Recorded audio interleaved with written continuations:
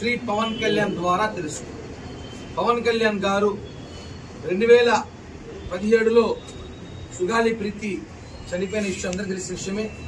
అప్పట్లో ఆయన దృష్టికి రావడంతో దాన్ని అప్పట్లో ప్రభుత్వం ఉన్నప్పుడు కూడా అనేక సార్లు ఒత్తిడి తీసుకొచ్చారు.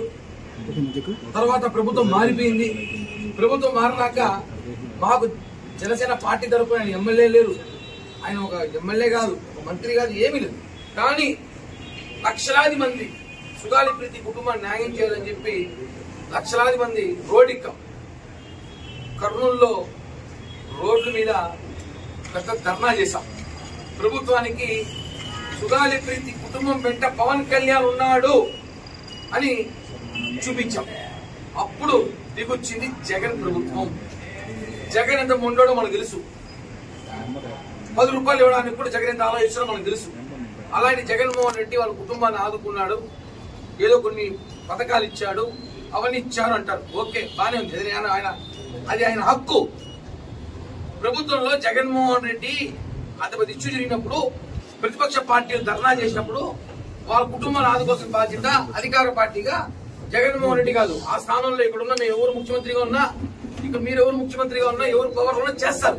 దాని ఏదో మేము చేసినాం అని చెప్పి వైసీపీ పేటింగ్ వాళ్ళు మొన్నటిదాకా కూడా కొడుతున్నారు.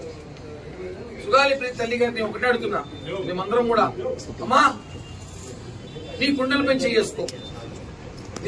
చేసుకో, నువ్వు నమ్ముకున్న దేవుని ముందర కూర్చొని, ఖచ్చితంగా దేవుడు నమ్ముతావు కదా, ఆ దేవుని ముందర కూర్చొని పవన్ కళ్యాణ్ అనే వ్యక్తి లేకపోతే సుగాలి ప్రీతి ఇష్యూ ఈ రోజు బయటకు వచ్చేదా? పవన్ కళ్యాణ్ లేకపోతే ఈ రోజు ప్రభుత్వం నుంచి మీకు రావాల్సింది ఏదో, మేము అప్పట్లో మీ కూతురు తీసుకురాకపోయినా మేము చెయ్యాలని ఏదో ఒక తాపత్రయంతో ప్రభుత్వాన్ని మెడలో ఉంచినామా లేదా? అందరూ జన సైనికులు కూడా వాళ్ళకి ఎవరెవరు ఏం చేయాలో అందరూ చేశాం కదా. అలాంటిది మొన్న వైజాగ్ మీటింగ్ జరుగుతూ ఉంటే ఆ మీటింగ్ ని డైవర్ట్ చేయడానికి, పవన్ కళ్యాణ్ 3 రోజుల సభను డైవర్ట్ చేయడానికి వైసీపీ పేరు సుగాలి తల్లి గారు తీసుకొచ్చారు. ఆమె పేరు పార్వతి గారు. ఆమె తీసుకొచ్చి పవన్ కళ్యాణ్ నాకు ఏమి చేయలేదు, అన్యాయం చేశారని చెప్పి మాట్లాడారు. మేము ఒకటే అంటున్నామేమని, సుగాలి ప్రీతి వాళ్ళ కుటుంబ సభ్యులు, మీరు దయచేసి వైసీపీ ట్రాప్ లో పడిపోయారు, బయటికి రండి. మీరు వైసీపీ ట్రాప్ లో ఉన్నారు కాబట్టి పవన్ కళ్యాణ్ గారి గురించి మాట్లాడుతున్నారు, చాలా బాధాకరం. మీరు మాట్లాడింది పవన్ కళ్యాణ్ గారు మాత్రమే కాదు, ఆ రోజు మీ కూతురు కోసం 2 లక్షల మంది రోడ్డు ఎక్కినాం, మమ్మల్ని అంతా కూడా మాట్లాడారు మీరు.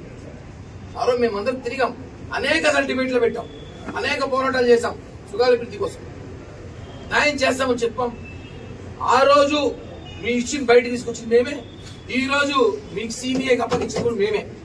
ఈ విషయం గుర్తుపెట్టుకోండి. మీకు గత 5 సంవత్సరాలు జగన్మోహన్ రెడ్డి ఏం చేశాడు? మీకు ప్రభుత్వం ఉన్నాడు కదా, ఏం సిబిఐకి ఇచ్చిన కేసు ఎందుకు ఇవ్వలేదు చెప్పండి. ఇప్పుడు అది చెప్పరు.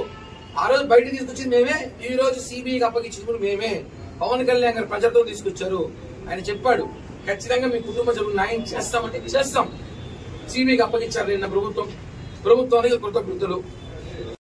గిరిజనుల మహిళలు కానివ్వండి, ఎస్సీ మహిళలు కానివ్వండి, బీసీలు కానివ్వండి, కనిపించకుండా పోయినారు.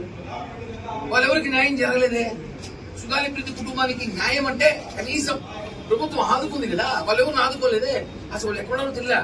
కొన్ని వందలాది మంది ఆ ప్రభుత్వానికి భయపడి పోలీస్ కంప్లైంట్ కూడా ఇవ్వాల వచ్చి మహిళలు. వాస్తవం. ఇప్పుడు ఇంతమంది వచ్చి ఆ రోజు పవన్ కళ్యాణ్ మీకు తెచ్చాడు కాబట్టే, లేకపోతే మీ పరిస్థితి ఏమి? బాబాయ్ హత్య కేసుకి దిక్కులేదు ఇక్కడ. బాబాయ్ హత్య కేసు మాజీ ఎంపీ, మినిస్టరు, దివంగత నేత ఆయన తమ్ముడు జగన్ బాబాయ్, ఆయన హత్య కూడా జరిగింది అదే ఆ సమయంలోనే కదా, 2018-19 సమయంలోనే కదా. దానికే దిక్కులే, ఉన్నా పట్టుకోవాలా. అర్థం చేసుకోవాలి.